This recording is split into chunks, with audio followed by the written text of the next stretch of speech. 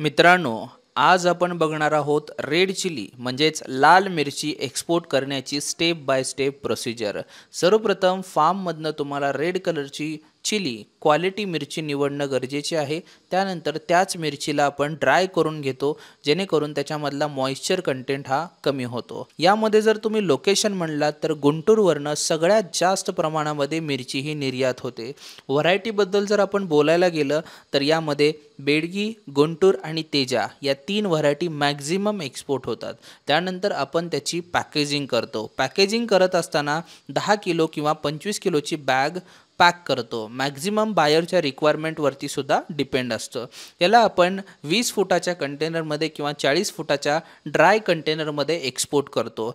त्या कंटेनरमध्ये माल स्टफिंग करून आणि मग त्यानंतर आपण त्याला सीलिंग करतो आणि आत्ता तुमचा कंटेनर तयार आहे आंतरराष्ट्रीय मार्केटमध्ये जाण्यासाठी। इम्पोर्ट एक्सपोर्टच्या अशाच नवनवीन अपडेटेड रील बघण्यासाठी आत्ताच मला फॉलो करा आणि ही रील तुमच्या मित्रासोबत जास्तीत जास्त शेअर करा ज्यांना एक्सपोर्ट इम्पोर्टचा बिझनेस करायचा आहे। धन्यवाद।